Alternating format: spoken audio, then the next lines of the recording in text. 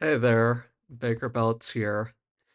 In this video, I'm going to be talking about time, and specifically the narrative about timelines that I've been exposed to through various sources of information that I've been seeing online. I'm not going to claim that this is definitively how it works. Rather, I'm just going to be talking about what the narrative is that's been going around in popular consciousness about a specific idea about time and how it might work. The idea I'm going to be addressing is this idea that there are multiple timelines going on simultaneously, and that humanity is at some sort of junction point where the timelines are separating and going in two different directions. The idea in the spiritual community is that there's like a 3D Earth and a 5D Earth. And some people are staying on 3D Earth, and other people are ascending to 5D Earth.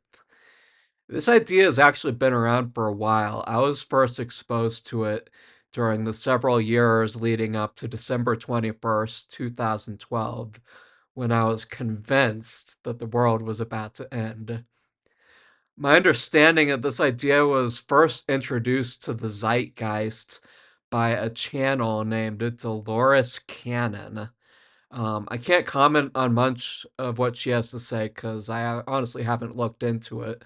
But from what I've heard through the grapevine, or so to speak, I'm pretty sure it was her influence that first got this idea going in the zeitgeist.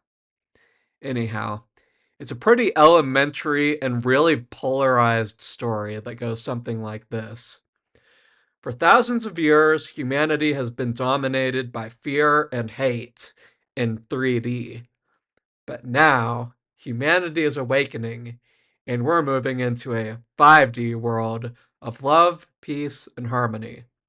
There's a battle between the light and the dark, and time is about to split, with some people going into 1984 world and other people moving into heavenly ascension world. It's kind of funny, but the algorithm has been feeding me videos of people talking about both perspectives, like, and the people in these videos are absolutely convinced that their version of the future is what's going to happen. I was exposed to a video by a guy named RJ Spina who says, well, actually, both timelines exist, and like there's a battle for humanity's psychic attention, and whichever timeline gets the most attention will be the manifest timeline. I saw this idea mirrored by a guy named Cliff High, who says that basically humanity is all connected psychically through the Earth's magnetic field, which is called the Schumann resonance. Now this resonance fluctuates in like hertz, like sometimes it's up, sometimes it's down, but it averages at about 7.83 hertz, which is if you're doing brainwave entrainment, that's in the theta range. There's actually quite a few entrainment tracks that'll get you straight to that 7.83. The heart and brain, being electromagnetic, are tapped into this field at all times.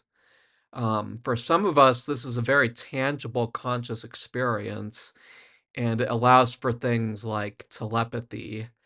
And for other people who aren't quite as psychically sensitive, it's just happening at an unconscious level, but it's still affecting them to some degree. There seems to be like a collective subconscious level where we're all connected. The psychologist Carl Jung termed this the collective unconscious. But the idea is that based on the collective beliefs of humanity, this is going to determining the direction that this global mind that's all connected through this field is going to head. But what's fascinating is that at this time, there seems to be like two very diametrically opposed belief patterns that are mutually exposed. Like they're 180-degree different, moving different directions. So, like I said, there's one belief that we're moving into this like horror dystopia like surveillance state. And the other belief is that we're ascending into like some sort of like spiritual golden age.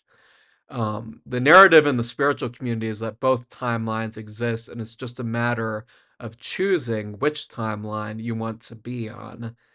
Now, I've read The Singularity is Near by Ray Kurzweil, who's one of these like proponents of transhumanism.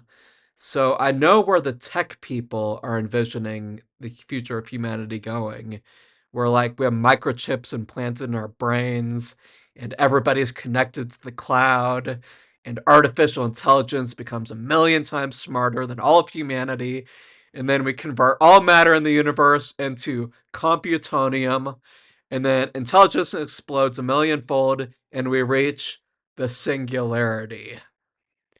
And then there's the other narrative being uh, love and light. Beings of love and light are going to come from the Pleiades, and our DNA is going to get upgraded, and we're going to become crystalline beings, and everything's going to be love and light from there on out. I have to wonder if there's a third option. I'd love to live in a world in a future that has like infinite renewable energy and fully autonomous robotic taxis, or maybe like even flying drone taxis. I've seen some uh prototypes of those. They look pretty cool. But yeah, I've also done a lot of the inner work, like putting me on this like golden age sort of path going into the future. I like staying in heart coherence and spending lots of time in meditation because it feels good. Um I can't say that I've had any personally validating experiences of ETs, but I do believe that we aren't alone in the universe, and there is a future where humanity is part of a galactic community. Um, anyway, I'm kind of just rambling now, but I'll ask you in the comments, in the best possible future that's most aligned with your beliefs and desires, what sort of timeline would you like to be on? I know this is kind of shallow, but for me personally, I'd like to just kind of live a life where I can enjoy my library of books, movies, and video games. I've been playing a lot of Dwarf Fortress, and it's great. Anyhow, those are my thoughts for now. Thanks for watching, and I'll see you in the next video.